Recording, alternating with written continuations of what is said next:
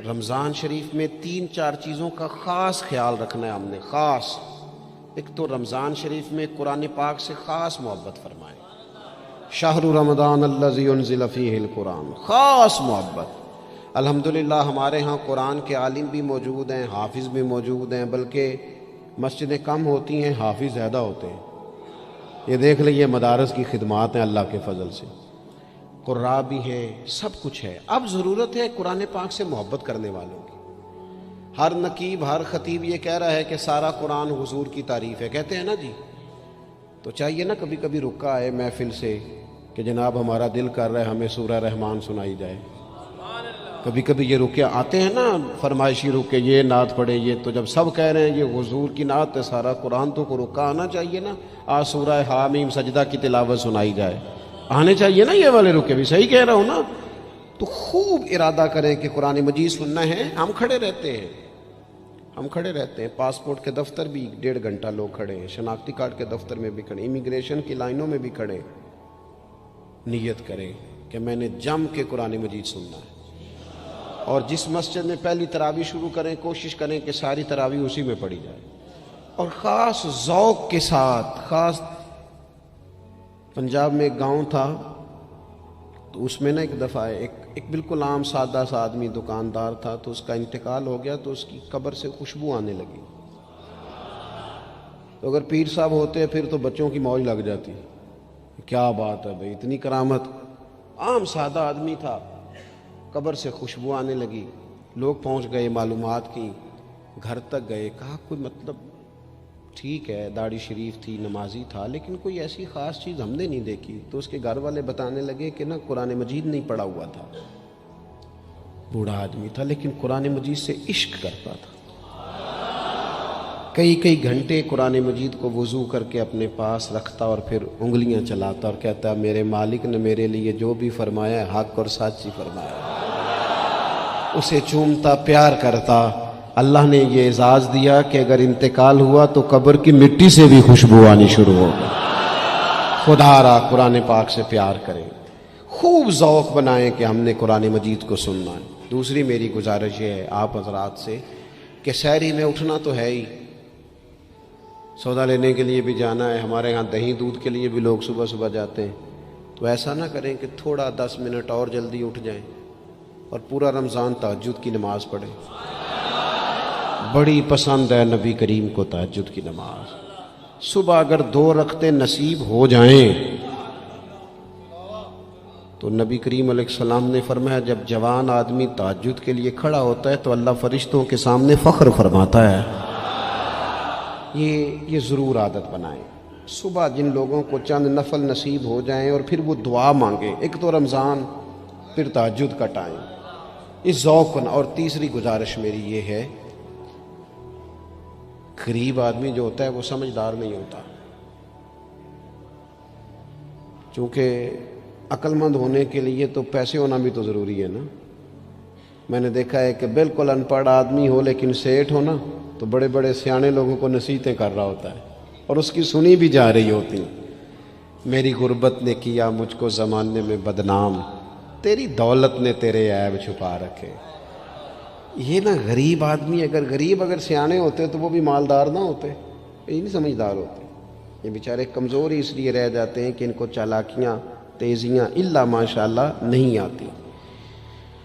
تو کئی دفعہ غریب تکلیف بھی دیتا ہے، جب آپ کچھ بانٹنے لگتے ہیں، جب کچھ آپ دینے لگتے ہیں تو کچھ چیزیں محسوس بھی ہوتی ہیں۔ بندہ دیکھ کر خیرات نہ کریں، اللہ کی رضا دیکھ کر کریں۔ ہمیں صحیح حدیث میں اس شخص کا تذکرہ بھی ملتا ہے جس نے آ کے نا محبوب کی چادر کو کھینچا تھا، یہ بخاری میں، اور گردن مبارک پہ نشان پڑ گیا تھا۔ اس نے کہا میں کچھ لینے آیا ہوں، چادر کو کھینچا، تکلیف ہوئی بظاہر، لیکن محبوب نے پھر بھی جب عطا کیا تو مسکرا کے ہی عطا کیا۔ غریب آدمی تکلیف میں ہے، مہنگائی نے آزمائش پیدا کر دی۔ تھوڑے سے امیر لوگ اگر اپنے اخراجات میں کمی لائیں، اگر جو عید پر 6 جوڑے بنواتا ہے وہ 2-4 سے گزارا کر لے، تھوڑا سا اپنے اخراجات کو کم کر کے صرف اپنے رشتہ داروں میں، اپنے دائیں بائیں تھوڑی سی توجہ کریں۔ اور ایک بات کا ضرور خیال فرمائیں، پردہ پوشی بہت بڑا حسن ہے، بہت بڑی خوبصورتی ہے۔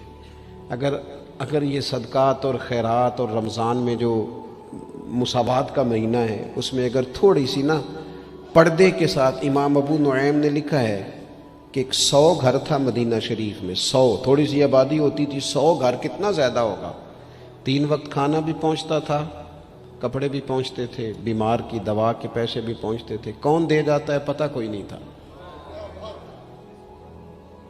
پھر اچانک سب کے گھر کھانا آنا بند ہوا تو لوگ پریشان ہوئے، ایک دوسرے سے پوچھنے لگے تیرے گھر کب سے نہیں آیا؟ کہ 18 محرم سے۔ تیرے گھر کب سے نہیں آیا؟ اسی شام سے۔ تیرے گھر 18 سے۔ اب جب سب متفق ہوئے تو پتہ چلا کہ 18 محرم کو امام زین العابدین کا انتقال ہوا۔ 100 گھروں میں کھانا جاتا تھا پر پتہ نہیں تھا دے کون جاتا ہے۔ کچھ تھوڑا سا نا، کچھ خبریں ایسی ہیں جو حضرت عمر بن عبدالعزیز صبح اپنے خادم کو نا ایک سارے دن کے کاموں کی لسٹ دیا کرتے تھے، تو ایک دن لسٹ دی تو وہ چاہیے تو یہ تھا نا کہ اس پہ لکھا ہوتا تھا کہ 11 بجے محکمہ تعلیم والوں کو بلانا، ظہر کے بعد دفاع والوں کو بلانا، شام کو صحت والوں کو بلا لینا۔ وہ لسٹ جو دی تھی اس پہ لکھا تھا کہ کل 5000 درود پاک کم رہ گیا تھا، آج زیادہ پڑھنا ہے۔ وہ فلاں بیوہ کے گھر میں راشن پہنچانا ہے۔ وہ 2-3 لائنیں ابھی پڑھی تھیں کہ وہ حضرت نے چھین لی، فرمایا یہ تو میری ذاتی ہے۔ تو مشیر کہنے لگا حضور یہ کب کرتے ہیں؟ کبھی بتایا نہیں۔ تو آپ فرمانے لگے کچھ پیسے چھپا کے رکھے ہوتے ہیں لوگوں نے کہ مشکل پڑ گئی تو کام آئیں گے۔ میں نے بھی کچھ نیکیاں سب سے چھپائی ہیں، قیامت میں مشکل پڑ گئی تو اللہ کے کرم سے میرے کام آ جائیں گے۔ یہ کچھ میں نے سائیڈ پہ کر دی ہیں جو میں نے کسی کو بتائی، تو رمضان شریف میں ایسی نیکیوں کا موقع ملے گا۔ کچھ چھپا لیں، قیمتی چیزیں سب کو نہیں بتائی جاتی، چھپائی جاتی ہیں۔ جو جن کو قیمتی سمجھتے ہیں نا، کروڑوں روپیہ جس کے پاس ہو وہ تھوڑی بتاتا ہے میرے گھر میں 50 تولے زیور پڑا، تھوڑی کو بتائے گا۔ تو قیمتی چیزیں بتائی نہیں جاتی، چھپائی جاتی ہیں۔ اپنی نیکیوں کو قیمتی بنائیں، ان کو چھپائیں۔ اللہ کے حضور دعا کرتا ہوں، یہ حضرت نے بھی اس پر بات کی تھی اور مجھے بھی ارشاد فرمایا، یہ جو آپس کی رنجشیں ہیں نا، جب مقاصد بڑے ہوتے ہیں پھر رنجشیں نہیں ہوتی۔ آپس کی رنجشیں، بس ایک حدیث پاک عرض کرتا ہوں، اگر آپ کی سمجھ میں آ گئی تو بات۔ ہمارے ہاں نا کچھ لوگوں نے سنتوں کو بھی مخصوص کر لیا نا کہ یہ والی سنت ہے۔ بھئی تمام ظاہری سنن اور آداب پر بھی عمل کریں اور جو باطنی کیفیات ہیں اس پر بھی غور کریں۔ ترمذی میں حدیث ہے، امید ہے آپ یاد رکھیں گے۔ نبی رحمت علیہ السلام نے فرمایا، اے انس، اے میرے بیٹے، تم سے ہو سکے تو صبح اس حال میں کرنا کہ تمہارے دل میں کسی کے لیے بغض نہ ہو۔ صبح اس حال میں کرنا کہ تمہارے دل میں کسی کے لیے بغض نہ ہو۔ اور محبوب فرمانے لگے، یہ میری سنت ہے، یہ میری سنت ہے، یہ میرا طریقہ ہے دل کو۔ اور ایک حدیث پاک میں حضور نے خود فرمایا تھا، کوئی کسی کے بارے میں مجھے بات نہ پہنچائے، میں اپنا دل تمہارے بارے میں صاف رکھنا چاہتا ہوں۔ اپنے دل سے نہ ان چیزوں کو نکال پھینک کے، اور اگر آج یہ چھوڑ جائیں گے نا مسجد کے باہر تو پھر تو رمضان میں ہلکے پھلکے ہو جائیں گے انشاءاللہ تعالی۔ آنے والا وقت بہتر گزرے گا۔ اللہ تعالیٰ توفیق عمل عطا فرمائے۔ وما علینا الا البلاغ۔ اللہم صلی علی سیدنا و مولانا محمد معدن الجود والکرم وآلہ وصحبہ وبارک وسلم۔ مالک کریم ہماری اس محفل مبارکہ کو قبولیت کا درجہ عطا فرما۔ اتنے سارے احباب شریک ہوئے، علماء، مشائخ، کارکن، اللہ تعالیٰ سب کی حاضری کو اپنی بارگاہ میں قبول فرما۔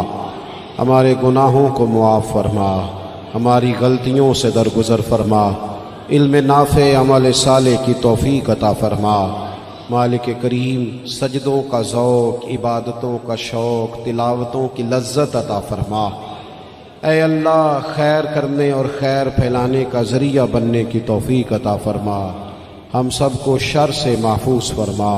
اے اللہ، دلوں کے قبلے، سوچوں کے زاویے درست فرما۔ دروازہ رسول صلی اللہ تعالی علیہ وسلم کی غلامی اور گدائی عطا فرما۔ بیماروں کو شفا عطا فرما۔ مقروضوں کو قرض کے بوجھ سے رہائی نصیب فرما، جو تنگ دست ہیں ان کے رزق میں وسعت فرما، امت کے حق میں رحمت والے فیصلے فرما، عالم اسلام پر اپنا خاص فضل و احسان فرما، پاکستان میں نظام مصطفیٰ صلی اللہ تعالی علیہ وسلم کے سویرے کو طلوع فرما، قرب و جوار سے دور دراز سے جتنے احباب آئے قدم قدم برکتیں عطا فرما، جس خوبصورتی کے ساتھ یہ اہتمام کیا گیا، اہتمام کرنے والوں کی کاوش کو اپنی بارگاہ میں قبول فرما، ہمارا خاتمہ بالخیر بالایمان فرما۔ دنیا علامہ اسرار صاحب علیل ہیں، مالک کریم شفا عطا فرما، تمام بیماروں کو شفا عطا فرما، دنیا اور آخرت میں ہماری پردہ پوشی فرما۔ اللہم انا نسألک العفو والعافیۃ فی الدین والدنیا والآخرہ، رب اغفر وارحم۔